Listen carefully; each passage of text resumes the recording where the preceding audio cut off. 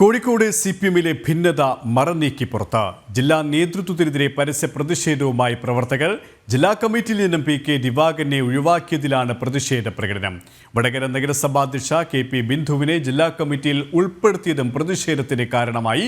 വിശദാംശങ്ങളുമായി Google K Venugopal ചേരുകയാണ്. Google, ഏറെ നാളായി നിലനിൽക്കുന്ന ഭിന്നത അത് മറനീക്കി പുറത്തു വരുന്ന ഒരു സാഹചര്യം തന്നെയാണോ? എന്താണ് നിലവിലെ അവസ്ഥയും?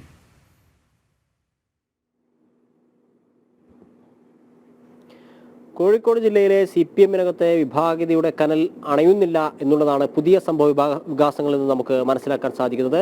CPM-ന്റെ ജില്ലാ സമ്മേളനം 29, 30, 31 തീയതികളിൽ വടകരയിലായിരുന്നു നടന്നത്. അന്ന് CPM-ന്റെ ജില്ലാ കമ്മിറ്റിയിൽ ഉൾക്കൊള്ളിക്കാതിരുന്ന കെ.പി.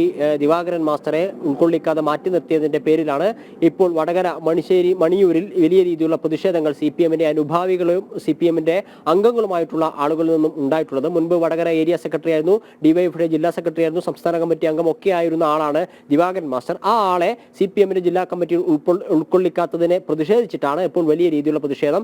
അല്പസമയം വൈകിട്ട് 7 മണിയോട് കൂടിയിട്ടായിരുന്നു വടകരയിൽ നടന്നത്. 50-ലധികം ആളുകൾ പങ്കെടുത്തു. CPM അനുഭാവികൾക്കപ്പുറത്തേക്ക് CPM-ന്റെ അംഗമായിട്ടുള്ള ആളുകളും ആ പ്രതിഷേധ പ്രകടനത്തിൽ പങ്കെടുത്തു എന്നാണ് മനസ്സിലാക്കാൻ സാധിക്കുന്നത്.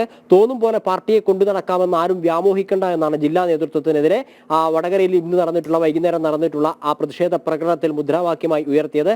വടകര എന്ന് പറയുന്നത് ഒഞ്ചിയും വടകരയും ഒക്കെ നേരത്തെ തന്നെ വിഭാഗീയത രൂക്ഷമാവുകയും RMB എന്ന് പറയുന്ന ഒരു പ്രസ്ഥാനം രൂപം കൊള്ളുന്നതിന് കാരണമാവുകയും ഒക്കെ ചെയ്തിട്ടുള്ള ഒരു സ്ഥലമാണ് ഈ വടകരയും ഒഞ്ചിയും ഒക്കെ. ആ പ്രദേശത്താണ് വീണ്ടും വിഭാഗീയതയുടെ തീക്കരൽ അല്ലെങ്കിൽ വിമത നീക്കം ഉയർന്നു വരുന്ന ഒരു കാഴ്ച കാണാൻ സാധിക്കുന്നത്.